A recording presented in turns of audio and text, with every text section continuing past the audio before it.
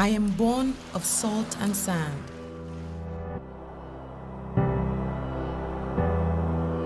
Shaped by the ocean winds and the Caribbean sun.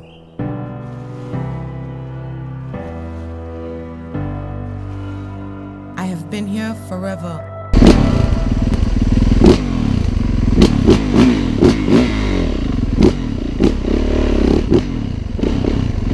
If you awaken from this illusion,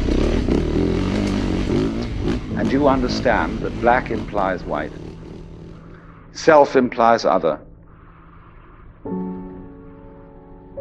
life implies death, or shall I say, death implies life,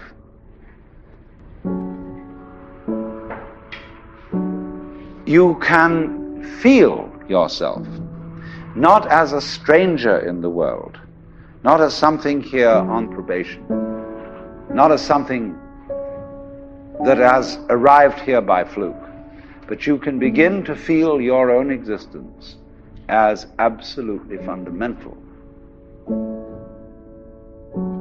I'm not trying to sell you on this idea in the sense of converting you to it. I want you to play with it.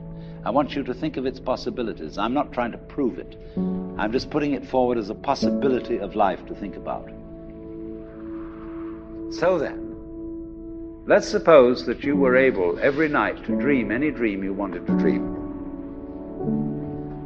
And that you could, for example, have the power within one night to dream 75 years of time, or any length of time you wanted to have.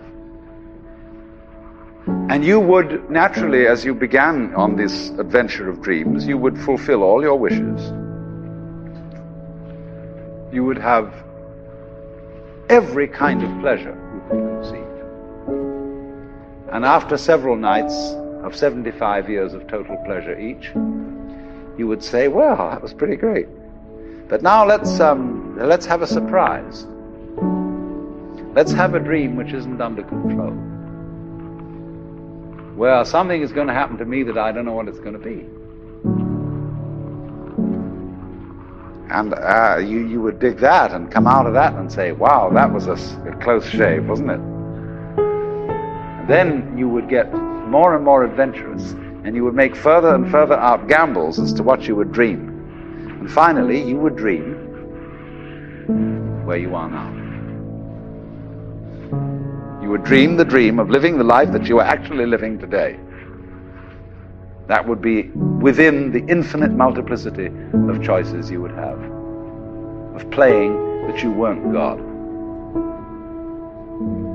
Because the whole nature of the Godhead, according to this idea, is to play that he's not. So in this idea then, everybody is fundamentally the ultimate reality. Not God in a politically kingly sense, but God in the sense of being the self, the deep down basic whatever there is. And you're all that, only you're pretending you're not.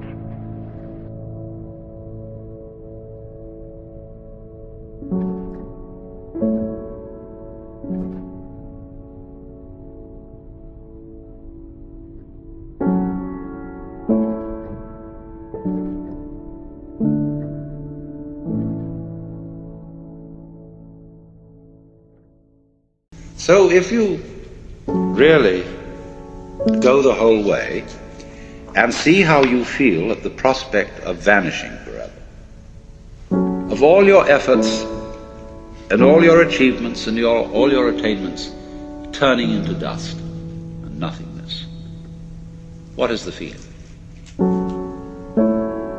What happens to you?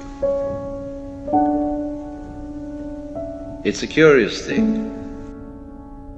The most real state is the state of nothing. That's what it's going to all come to.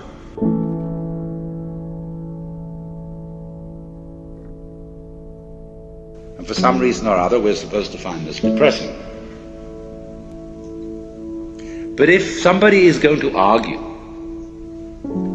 that the basic reality is nothingness, where does all this come from?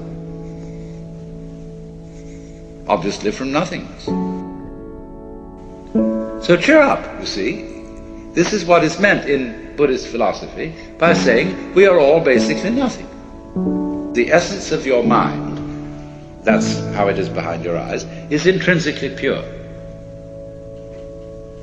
The pure doesn't mean a non-dirty story state of mind, as it is apt to mean in the word Puritan. Pure means clear.